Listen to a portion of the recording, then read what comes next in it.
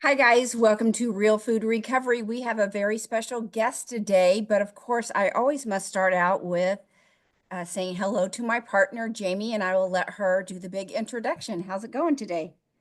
Good, very good. Glad to be here and very glad to have Dr. Roberto Olivardia. He's a clinical psychologist, lecturer in psychology at the Department of Psychiatry at Harvard Medical School and a clinical associate at McLean Hospital. Dr. Olivardia maintains a private psychotherapy practice in Lexington, Mass, where he specializes in the treatment of ADHD, attention deficit hyperactivity disorder. He also specializes in OCD, obsessive compulsive disorder, and body dysmorphic disorder, which is BDD, is the acronym there. And Dr. Olivardia, we wanted to invite him here today because these three topics we feel like deeply intersect with the areas that so many folks who have what we like to say as, processed food substance use disorder really struggle with, right? They struggle with body dysmorphia. They struggle, many people, with the ADD, ADHD diagnoses and Mhm. undiagnosed Yep. behaviors around that disorder.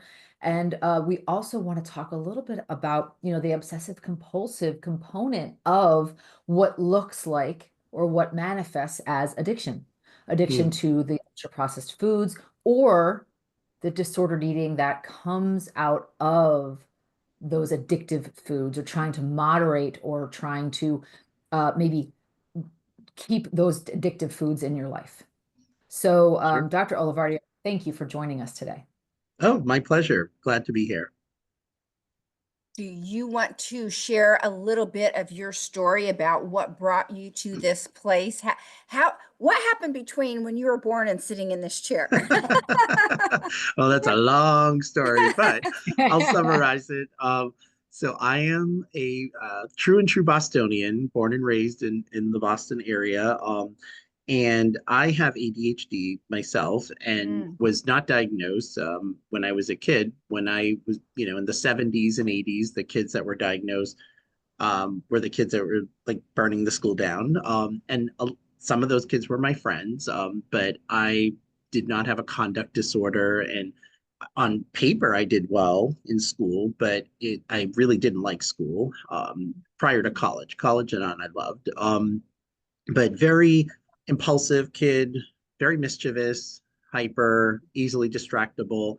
But that was just kind of how I was wired and sort of my genetics. I had lots of friends who now we know also have ADHD.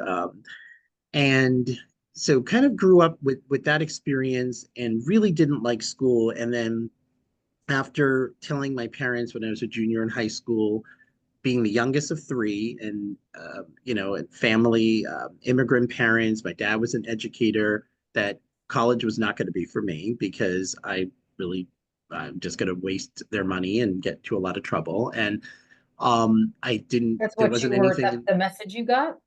The message you Um, got, you mean? Or was the that what message was? I felt, because I was like, Oh, I'm not really interested in anything. Like I loved to learn. I was always okay. loved to learn. I used to say like, but school wasn't the place that I did the learning. I would, read stuff when I got home. I was a big music lover and writing stuff, and I was always curious about people and things like that. I just didn't like any academic kind of stuff. And so that didn't go over well with them. I mean, they were kind, about it. I think they were like, "Oh, you just go and you figure out and you try things." I'm like, that works for some people. I just didn't feel that would work for me. So Okay. a C, oh, what was that?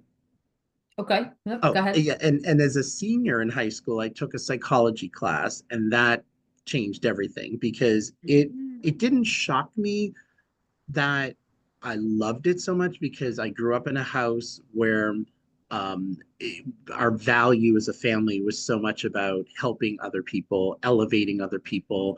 That was just part of our ethos, like in my family. But what surprised me was I loved the academic nature of it, the theory, and all of that. And I was like, okay, this I can do. And Mm. so went to college, loved it. I mean, psychology is such a passion of mine. And my interests were really around trauma And then I took a class on eating disorders my junior year of college and loved it. And I love the idea of here's a psychiatric disorder that also intersects with popular culture and culture Mhm. and the impact of that. And incidentally, that semester, I knew of two young men who I didn't know super well, who didn't know each other, who had disclosed to me that they had struggled with an eating disorder. One was more restrictive eating, one had struggled with bulimia. And this is in the mid 90s where, I wanted to help them and going through the yellow pages, pre Google, I tell all my young patients. And there was every support group just accepted women. There were no residential programs at the time that accepted men. And I thought, oh my gosh, like where do these guys get help?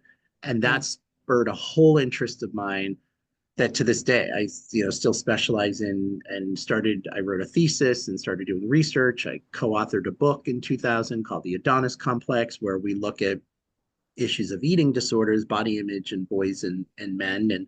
And then that's a big Very specialty of important. mine, along with ADHD and OCD. And my own ADHD is, I eventually did get diagnosed. I have two children who both have ADHD and dyslexia, um, and just love working in this field and just educating people about all of these different topics. So that's the nutshell version. With there are a lot of juicy stories in between, but we won't have time for that. It sounds like you're saying that for you, the ADHD or ADD manifests itself more when like you were bored, but when you found things you were interested in, is that the key there that finding your interest, you're able to concentrate and focus on things A that you hundred find percent. fascinating? And yes, and Mhm. this is one of the biggest misperceptions about ADHD. I mean, even the name, frankly, is a misnomer because it's not that people with ADHD lack attention. We just have a dysregulation of attention. So Mhm. we have a very, very low threshold for boredom. And this is one of those Yes. things where sometimes people say, oh, everyone's ADHD. No, not everyone's ADHD. But yes, when everyone is bored, it's harder for them to pay attention. Absolutely. But for people with ADHD, it is really difficult to pay attention. And again, that threshold is very, very low. I mean, very low.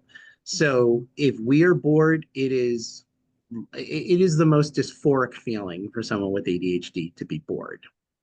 Can I tell you that when that is like my most horrifically scary feeling ever to be bored, I almost feel like I'm coming out of my skin.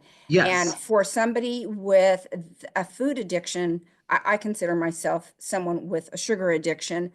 There is nothing that drives me to the food faster than if I am bored. I mean, I'm borderline in a panic if I'm bored or when I was a kid, we would travel across it seemed like the country, but on a long driving trip in the station wagon. And at that time, seatbelts weren't a thing. You're just Mhm. spinning around, trying to do something to keep yourself busy. But I have to tell you, that's the most terrifying emotion that I experience in the process of recovery from sugar addiction is making sure I'm not bored. And I work very hard to keep a mental list running of if I have 15 minutes, even 5 minutes, even of downtime between a meeting or something, I think, okay, what can I accomplish in that time? Because just sitting Mhm. still and taking deep breaths, that ain't working for me. Yes. Do And you I'm find that to be true for the people you work with? Yes, and the one of the things with ADHD is there is this common sensibility. I can completely relate personally to what you just said, Yeah. that any boredom is the most dysphoric state, and our brains for people with ADHD is literally designed that we are oriented to the world by what is going to stimulate me. And Yeah. keeping in mind that everything that's pleasurable is stimulating, but not everything that's stimulating is pleasurable. So our brains, and this is not us always consciously deciding this, our brains would rather gear us towards anxiety, towards danger, towards conflict, towards drama than to be bored. And so Yeah. sometimes people with ADHD are accused of like, well, why are you looking for something to be anxious about? Or why are you, and we're not consciously, but really what we are doing is, well, it's better than being bored. And and with food, so I love food. I grew up in a family where food is celebrated. My mom, grew up very poor in Brazil. And so, she didn't have access to a lot of food. And so growing up, she made sure to Good. provide kids like, so the All right. more we ate, the better. And I had a super Well, speedy metabolism when I was younger. I wish I had that metabolism now. I love food, but as someone with ADHD, we are at higher risk for obesity. We're at the comorbidity, or another, that's a fancy word for the association between ADHD and binge eating disorder, is very high. Like so high that the only FDA approved medication for binge eating disorder is Vyvanse, which is an ADHD medication. Yeah. And to your Mhm. point, Paige, like, I mean, I love food, and at the same time, I'm aware that food is a great self-soothing. It is something that's easily going to stimulate me if I'm bored. And sugar, and of course, it's not kale and broccoli that do that. I wish Can it you was. can you talk about the scientific association or the research association between ADHD and binge eating disorder? Yes, yes, please. Absolutely. So what we know, and this is where I nerd out because I find it so validating, and I share this information with however age of patient I work with, and of course break it down in language they understand. But even having two kids, I have a 20 and 18-year-old with ADHD. When they were younger, I would say, having like this awesome brain that we do, when we like something, we can like it a lot. And if it's something healthy, like I love what I do. I don't call this my job because Yeah. job, I don't know. When I was younger, job was like, almost like a cringy word. Yeah. This is what I do and I love it. And I can honestly tell you, I will never retire until I Mhm. can't talk and think anymore. I could do this till I'm 90 or longer. Um, but I That's would right. As long say as you can bring your brain can function, right? You'll do E- it. Yep. I hear you. exactly. And but I also know I have a very addictive person, like intuitively a very addictive personality. And so I would say when they were younger, I like my Oreos, and but I'm setting them up for later conversations as they get older around, just substances and alcohol and like, all of these other things that are out there. But what we know about the ADHD brain is that there are two neurochemicals in particular that are implicated. One is dopamine. Dopamine is implicated in reward. So when we feel a sense of reward, our dopamine receptors, light up. Well, it turns out the ADHD brain has basically a deficiency in dopamine. So there's something either with the metabolism of dopamine, the actual amount of it. We're not 100% sure, but we know the ADHD brain, in a nutshell, simplistically, it does not at baseline have as much dopamine. So we have a bored brain. And Mhm. GABA, which is another neurochemical implicated in inhibition. So when we have appropriate levels of GABA, we're appropriately inhibited. So the person that's like, oh, I'm full, I'm not going to eat anymore because that might make me feel sick. That person has appropriate amounts of GABA. They can see beyond the moment. ADHD brains, low levels of GABA. So great. We have a bored, uninhibited brain. So now when you look at binge eating, we know that the highest risk factors around binge eating are impulsivity and lack of inhibition. Now, ADHD individuals, so we can see how it almost is like a key to a lock to an Yeah. ADHD brain. But also, people with ADHD, when Paige was talking about like jumping out of her skin, we can relate to that. And food is very grounding. When we eat, we're attending to our senses. We're seeing the food, we're hearing it crunch, we're Takes us out of tasting here, puts us in here. in our bodies, Right. exactly.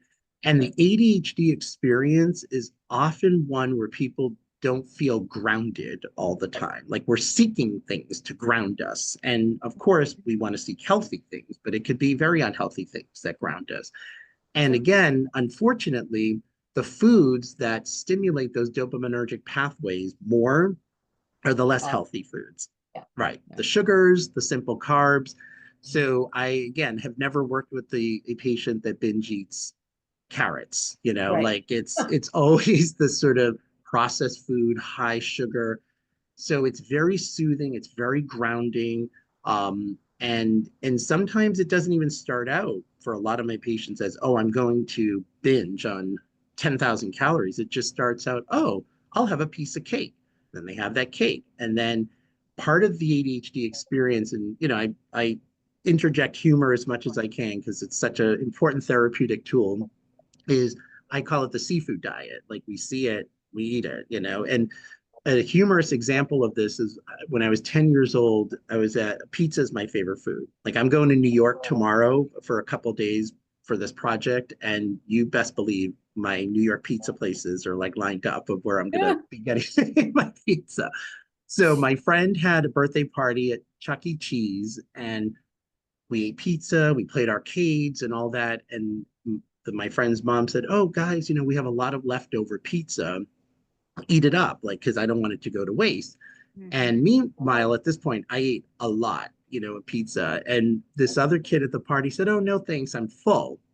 And I looked at him and I was like, "Oh, you don't like pizza? That's so weird." And he's like, "No, I like pizza. I'm just full." And I'm like, Yeah. "Oh, you didn't like this pizza, the Chuck E. Cheese pizza?" He's like, "No, I liked it. I'm just full." And Yeah. I kid you not, like I must have asked him in 10 different ways. And he looked at me like, "What don't you understand about this?" Yeah. But honestly, I really did not, that concept was not natural to me. I like pizza. I love pizza. It's in front of me. I am hungry because it's in front of me. The idea Right. that I would tune in, and we call that interoceptive awareness, that mindfulness of what's happening in your body. People with ADHD have very poor interoceptive awareness. I am tired when there's no more fun to be had. The idea that Right. sleep is this internal cue, it's like, no, we are so externally oriented. So it really places us at high risk for impulsive eating, for binge eating, for obesity, for reliance on sugary foods. People with ADHD are poor sleepers. We have poor sleep habits. So that reliance on quick energy also can put us at risk for those processed foods. And yeah, that's what the ADD, ADHD brain is looking for. It's looking for the sexy, high dopamine hit foods. And it's interesting you telling your story about the pizza because as I'm listening to that, I'm thinking, yeah, I'll have two slices and I'm full. But my brain says there's another slice there Mm-hmm. table and no one else is reaching for it. I'm miserably full, but you need to keep going. Don't you think that's the problem that the brain is sending one signal while the stomach is going, stop. I'm hurting. A I'm 100%. Mm. Yeah, so because the what do the you do? ADHD brain is always looking, and this is again not always a bad thing, because as I often say, it's like a coin. The heads and the tails can't be separated. So on one hand, the ADHD brain is always looking for, how can we improve the moment? How can this be better? We're optimizers. We love, now that can work great in a lot of situations, certain work settings that's rewarded. I mean, people, in certain jobs, how do we, if you're an editor of a publishing company, how do we make this book better? How do we make it sound better? If you're a musician crafting the perfect song, how do we make this moment, execute this moment better? If you're an interior designer, party planner, like so many things that's celebrated. But Yeah. hence, this is where it can be difficult, is I enjoyed these two slices of pizza. I enjoyed this cannoli. Mhm. Why wouldn't I want something more that could maybe enhance the moment? And the Right. brain is saying that, but you're right. The stomach might be like, "Oh, I'm like so full," but the brain is so Doesn't strong it match. will override that. I have a girlfriend who and I used to think about it the way that I was wired around my hypothalamus and some of my, background with binge eating disorder and Mm, morbid obesity for years and years, right? I would eat to the point of, beyond sickness, right? And I never for me it was I would look at people who would stop eating with food on their plate and think they were nuts. Like I didn't yeah, understand that that was possible to do. They're broken. Yeah, kind of like an alcoholic who looks at someone with half a glass of wine, who pushes that glass away and they're like, "Are you nuts? There's some wine in that glass." Right. So right. I just assumed, well, I'm an alcoholic with food, and that's I could care less about alcohol. Brownies tasted way better. So Yes. I was food.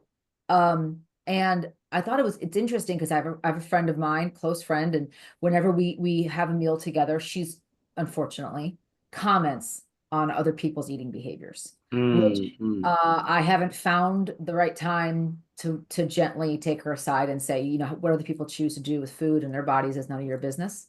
Yes. Uh, and please don't comment on it. It's not appropriate. But until that time, right? Until I get that opportunity, she notices. She's like, when I'm full, I'm full. I cannot eat anymore, no matter how good it is. I'm full. So, you Yeah. know, it makes me, when you're describing the GABA, right? Yeah. She has those, you know, those GABA receptors that are in full swing. And then Yes. someone like me is like, you have half a plate of food. Like, what are you doing with that? When Right. are you just gonna What's the kind of like plan? yeah, what's the plan? You're gonna tell a joke and like divert attention and keep eating? Like, what are we doing here with this food? Right. Um, yeah, so it's so interesting how others are just, it's like inherent in them, no matter how good the food is. Uh, Yes. I can push a half a salad away easy, right? Yeah. Yeah. But See, and if it's pizza, no right. thanks. And what's so important, because one of the things that we know runs rampant in people who struggle with any kind of addictive behavior is shame, is this sort of role that shame plays, of people feeling I lack willpower. And sometimes they're Yes. told that by people. You just need willpower, you know, oh, like you're Yeah. just letting it get the best of your week. And this is where we always have to start with the science. Well, the truth is, we're not all equal here. Like we're all assuming that we all have the same brain.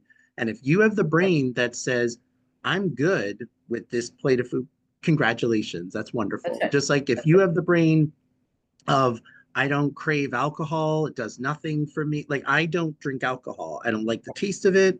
My I mom could would say it ages you and you spend a lot of money on it. totally.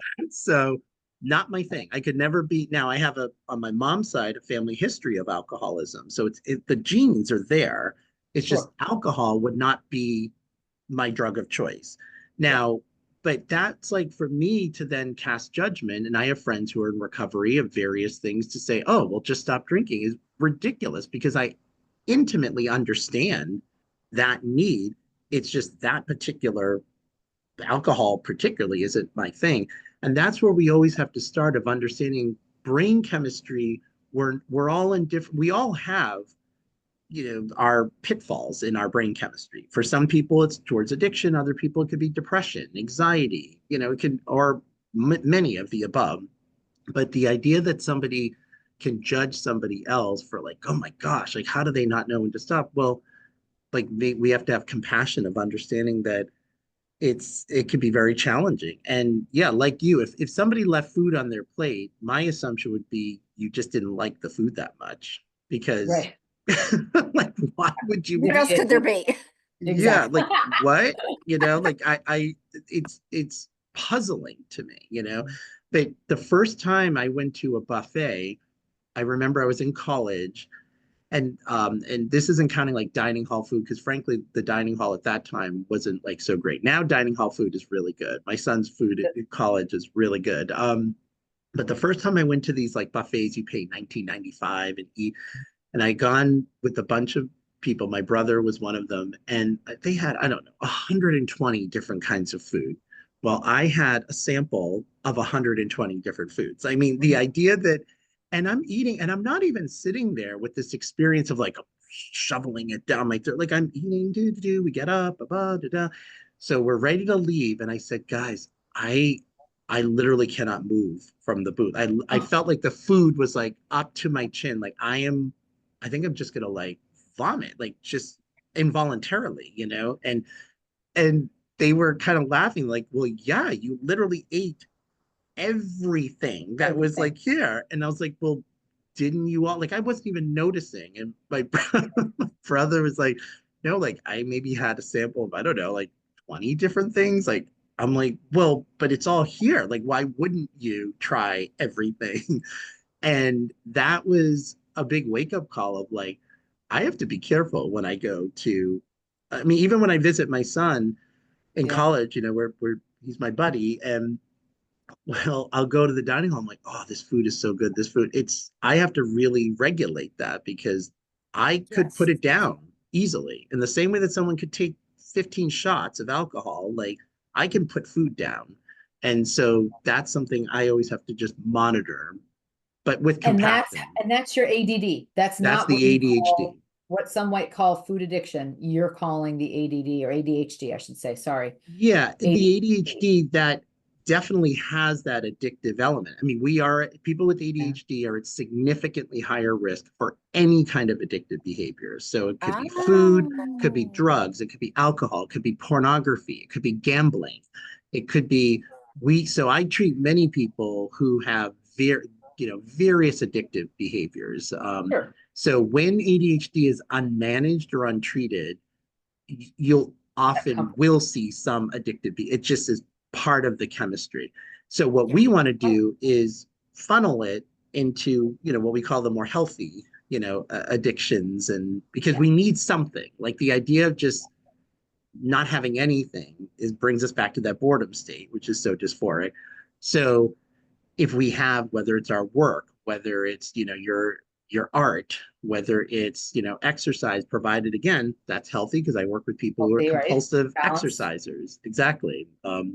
But yeah, we're at higher risk for any kind of.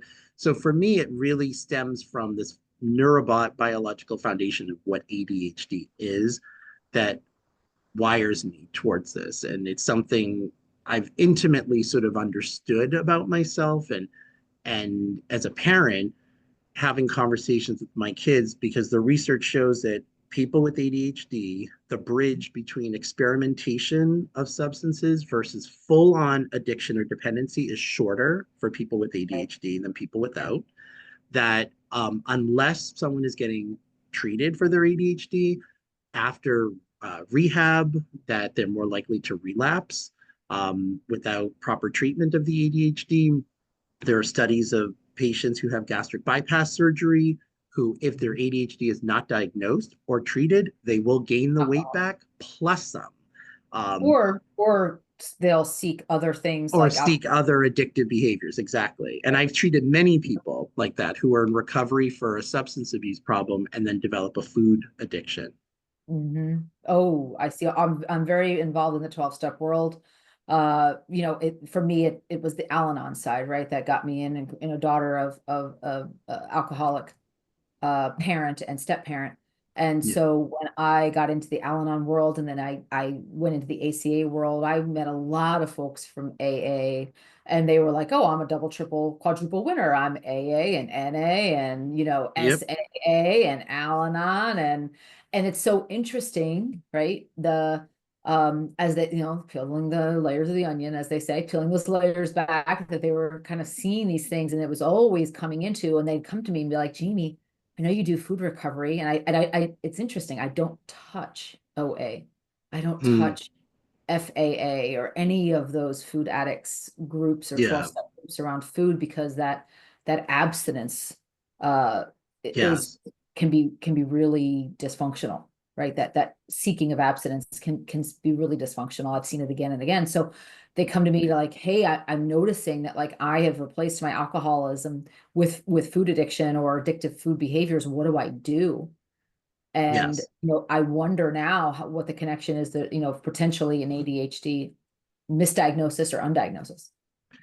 Yeah, and this is, and I treated many people over the years, in recovery for heroin and opiate addiction, for cocaine, for alcohol. And I can honestly tell you, oh, like 90%, and this is from patients who had a substance addiction, who then developed a bulimia, binge eating disorder, food addiction. 90% of them said the food addiction was a whole bigger beast.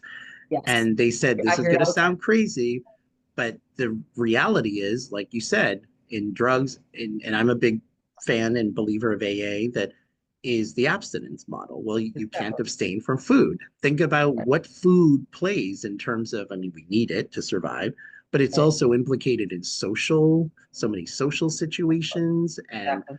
and holidays and family gatherings. It's associated. We just had a Super Bowl. How many people were at a Super Bowl party where there are chicken wings and this Yeah. and dip and Yeah. chips The and all of abstinence this? model, the abstinence model creates a lot more problems, creates a lot more Uh, shame and self-recriminate incrimination. 100%. It's not. Absolutely. And I agree. I'm not as with OA, and it's so it is very different. You know, when I say, you know, of AA is very different than OA because each chapter sort of can function differently. And I've had Sure. patients that have been more Yes. harmed by some of like, oh, I'm supposed to cut out all Oh, yeah. flour and I'm supposed to cut out all wheat. And I'm supposed to cut out this. And then it makes them actually for, and particularly for ADHD folks, after a while, guess what happens? We're like, you know what? I'm done. And then Yeah. I will just bring it Kick the all table, in. kick the Right. table over, we're done. Yeah. Yep, I've seen it again and exactly. again. I've seen it in my own behavior back when I would have these hard and fast rules around food. And I was just, yeah, it was a shame spiral. And that Yes. shame spiral eventually would send me right back. Or I got so rigid and so my obsessive compulsion around the Yes.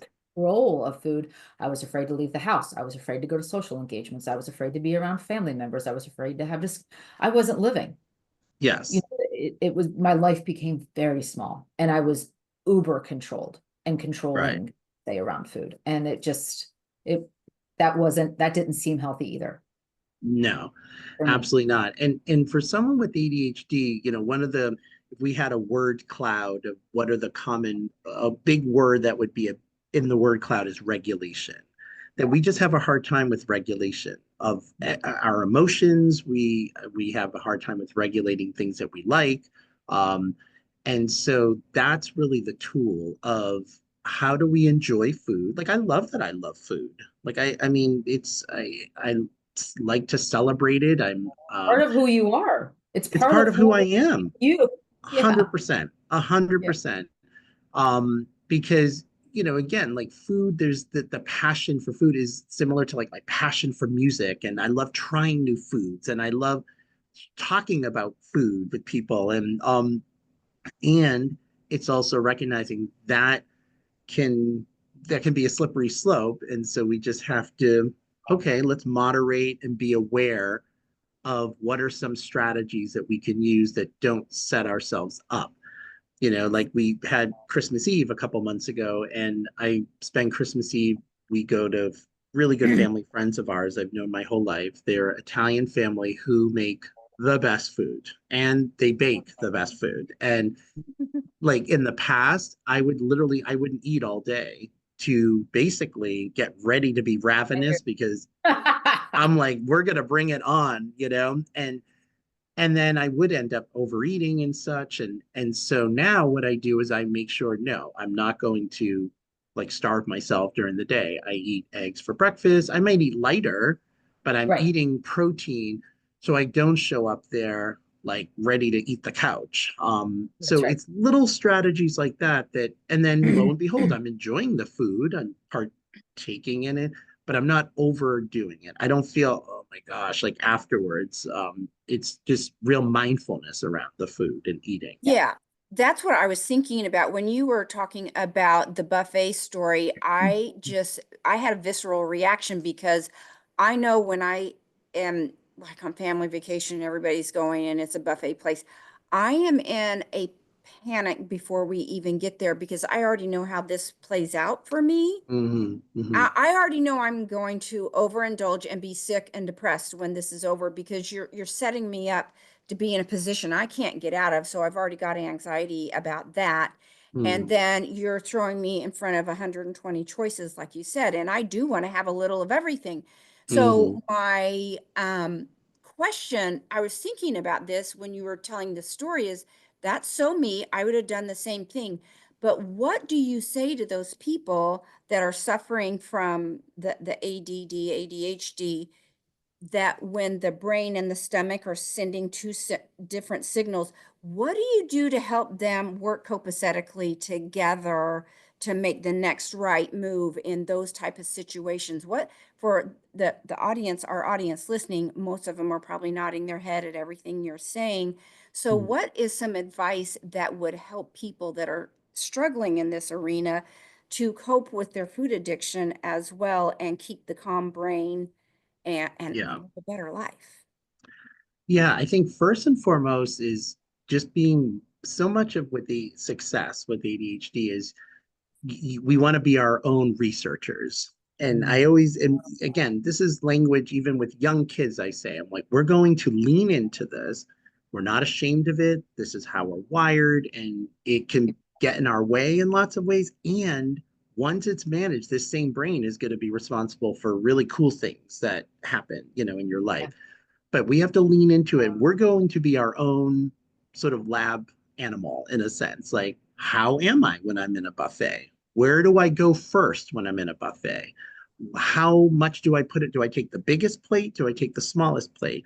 How do we sort of work now? And it could be a range. It's not a one size fits all. So sometimes my advice for, I'm working with someone now actually around this. He because he has work functions that always have buffets, and so his goal first is there's always fruit that people normally have after they eat the meal. Right. He fills his plate with fruit first, and he says it's good fruit, good pineapple and cantaloupe and honeydew melon, and he'll eat that. And he says if he can do that and have that plate, then his stomach is like a little bit more full, and it just allows him Be more to selective. not. Right. Yeah. Sometimes it's time.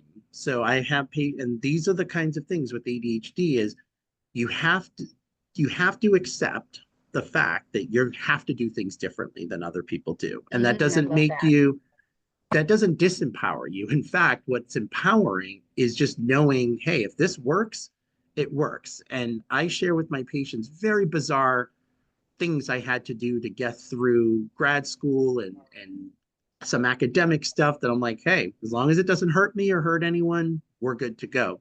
So another technique may be because we're also faster eaters. People with ADHD eat faster Yeah, than the non-ADHD people. I'm a So winner. yes. So I have a patient who when he's at a buffet kind of he'll eat a plate and then he sets a timer on his phone and he cannot get seconds for 10 minutes. So it's Mhm. not a you can't get seconds period because that doesn't work. We don't want to have that sort of, but it's we're going to wait 10 minutes now. It gives them What some time to intercept exactly. So now the brain and the stomach can catch up because and the talk AD and connect and observe. exactly. And yeah, It's Right. after beautiful, dinner And conversation. beautiful. Yes, well, that's what he finds. What was interesting is when we started doing this technique, when he started doing this, I remember he texted me, he said, "Oh my gosh, do you know what happened in those 10 minutes? I started getting a conversation with someone as opposed to like, oh, let me get the seconds." And then a half hour later, I was having a stimulating conversation. So now he's getting dopamine That's stimulation, right. which we And can the get food from becomes interpersonal. Half hour goes by and he was like, I wasn't even really hungry. I never ended up going for seconds. exactly Bam. And he was beautiful. like, it was like gold to him. It's like discovering gold. When you find a strategy like that, for Beautiful. other people, it might be going to the protein first. They go to Mhm. like the meat carving station because Right. protein is more nourishing for the And body. there are some types, right? Some types of biochemistries where that they need that protein hit first, right? I'm Yes. one of those people. If I ate a plate of fruit first, I would be going from the fruit right into the desserts. Right. But if I go to that carving station section first and load up on that, then I can just kind of check out and do whatever. But I didn't know that about myself until someone took the time to test me for it and explain that to me. And I think that's another part of that, like flower that's opening of this ADHD brain is understanding not only the way your brain works, but truly what your body chemistry needs. And it's different for each person. Yes. 100%. I'm glad you said that because you're right. For some people, having the fruit, it's ooh sweet. Now let's get sweeter, and Right. it goes to the dessert. That's And me so, anyway. yeah, and it really varies, and that's why so much of it is let's lean into it. And let's say if you are someone that tries the fruit technique, and then you're going to the cupcakes, and you don't even eat any real food, not to feel, oh, I'm so ashamed, I failed. It's like, no, that's data now of what not to do next time. So now how do we do? So maybe you go to the carving station and get some of the roast beef and some of the ham and some of the chicken, load up on the protein because an ADHD brain does love protein. Like it feels nourished by protein. It Yes. just doesn't get the same dopamine hit though. Like it's almost more of a steady stream of dopamine that you get. So Mhm. it's actually like when I eat eggs, I feel like I just ate a superfood. Like eggs to me are like an instant I don't know. Mhm. It's like nature's superfood to me. Yeah. Um, Yeah. Very but filling. it's different. It doesn't hit those same receptors as like what sugar True. does, in that way. And then, truth be told, I have some patients who cannot go to buffets. They just can't because they have tried all these techniques and they're like, you know what? How important is this for me to go? So if I'm traveling with my family, they want to go to the buffet, they can go. I went to the other hotel restaurant, ordered a plate, and then we met up afterwards. And Exactly. sometimes that's what it, is. It's just a matter of, how much of an obstacle will it be, in all of those things. And that's the case. I mean, just like, people in recovery, we wouldn't say, well, you should be okay with just being at a bar if someone is in recovery for alcoholism. It's like, well, no, we would totally expect, and I mean, hopefully people would understand if someone who's a recovering out in alcoholism to be like, I don't even want to step in there. I'll meet you afterwards. Yeah. That's Yeah. right. It sounds like you're saying bottom line is people with the ADHD brain, it's just basically a dopamine seeking brain because their natural settings are a little bit lower than the average Yes, bear. Is that an okay way 100%. to say it? Absolutely. And so And my realize. my question then is, do you people that struggle with processed food addiction, do you treat the patient that has the ADD differently than you would treat the patient that doesn't have it? Or are the percentages so high that in general you can say anybody with a food addiction probably has the ADHD as well? So I would say the comorbidity is high. So I think anyone who has an addiction, any kind of Very addiction, helpful. should be screened or assessed for ADHD because it's that Very high, the comorbidity. Now, in terms of there are people who have addiction that don't have ADHD, and there are certainly people with ADHD that don't have addiction. But when they're in terms of treatment, it's fairly similar. The difference with when ADHD is in the picture, A is medication for ADHD, which is stimulant medication, and there are some non-stimulants. And interestingly, another misperception is that people with ADHD abuse or can become addicted to stimulant medication. The rates of Mm. addiction are actually so low. And the joke that we say in the ADHD community is if ADHD medication was addictive, no one with ADHD would ever forget taking their medication. And trust me, a lot of my patients forget to take their medication. They forget to refill it. Lose the prescription. If it was that much of a dopamine high, they would never forget that. It Mhm. doesn't do the same thing in an ADHD brain as if someone took Adderall who does not have ADHD. But the thing that's so important about the understanding and not losing sight of the ADHD in the treatment is having ADHD, untreated ADHD can undermine the treatment of anything, That's anything. right. That's I mean, right. there's Yeah. studies, anything. I mean, there's studies now. There was one that just came out in a landmark study in 2020 by Russell Barkley showing that untreated ADHD is associated with up to a 12 to 15-year less life expectancy because ADHD is untreated. I should always preface it. Untreated ADHD is associated with the higher risk of obesity, cardiovascular disease, diabetes, vehicular accidents due to speeding, not wearing a seatbelt, unprotected sex, sexually transmitted diseases. I mean, sleep Sure. problems, sleep apnea. We could go on and on. And most people with untreated ADHD will have multiple of those risk factors, not just one or two. I mean, Sure. that's a serious.